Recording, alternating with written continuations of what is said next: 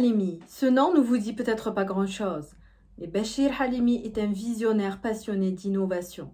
Je souhaite vous faire découvrir le parcours d'un homme, d'un scientifique et d'un entrepreneur hors du commun. Un parcours, le moins qu'on puisse dire, enviable. En effet, c'est grâce à lui que l'informatique parle aujourd'hui la langue arabe.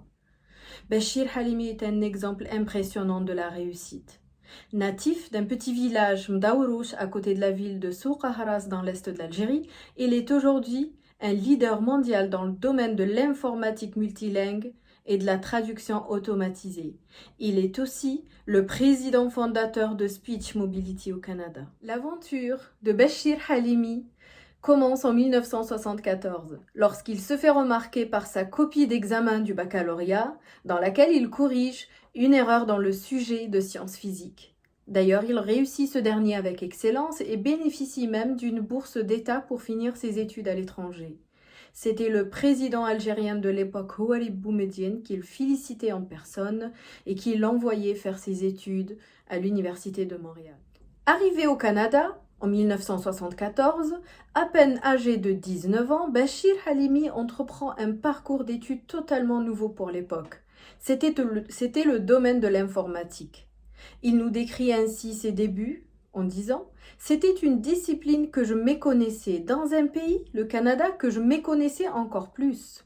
Mais j'étais subjugué par cette science qui nous fait faire des choses à des machines. » Je vous invite à regarder un extrait de l'interview qu'il avait accordée à la chaîne télévisée Al Jazeera.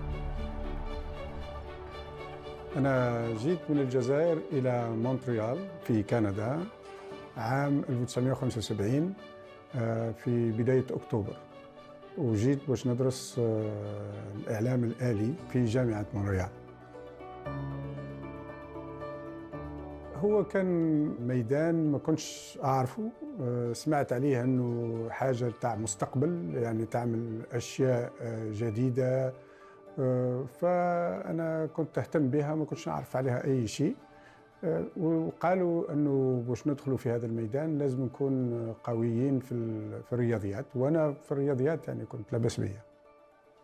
عام البكالوريا كان امتحان تاع فيزياء وكان فيه خطأ، يعني مش خطأ حرف أو كذا، خطأ في السؤال. جاوبت في الامتحان قائل أنه أعتبر أن هذا غلط، كان ممكن تقولوا كذا، وجاوبت على السؤال مثل ما عبرت عليه أنا نفسا. فدرسوها وبعدين علموا على الجزائر كلها أنه هذا غلط لازم نصلحوه. وبعد ذلك نجحت يعني في البكالوريا بتفوق، ومشيت والتقيت بالرئيس هواري بومدين وأصبحت حكاية كبيرة.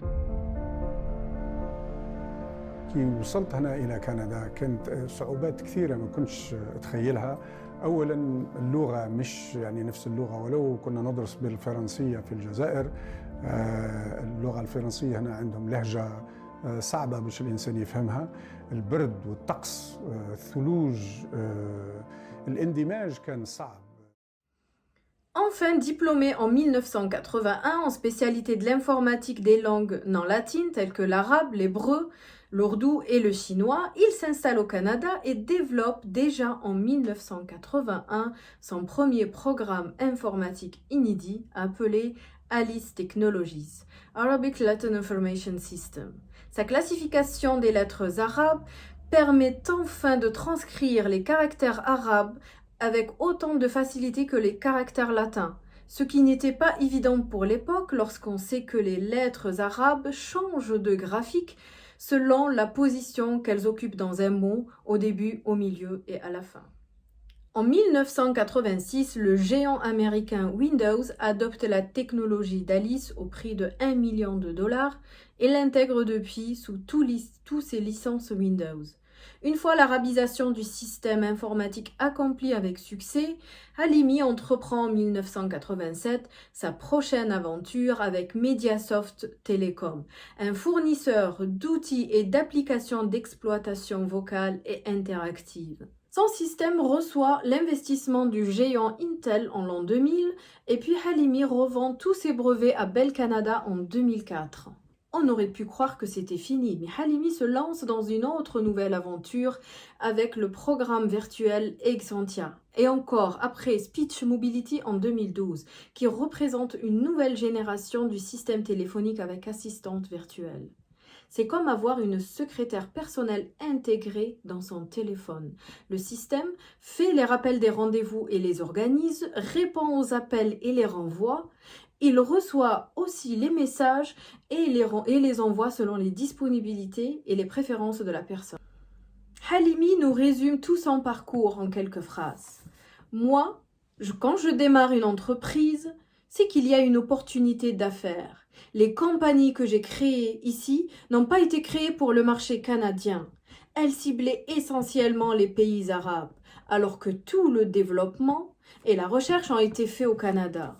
Avant tout, je suis passionnée de la langue arabe, en particulier la calligraphie, et j'ai choisi le secteur dans lequel j'ai des compétences et des avantages concurrentiels. C'est essentiel pour la réussite de tout projet. Pour finir, je suis convaincue qu'il faut croire en ses rêves et croire en ses idées, mais aussi y mettre tous les moyens pour les réaliser. Ainsi, la réussite, elle serait à portée de main, quand bien même elle serait à l'autre bout du monde.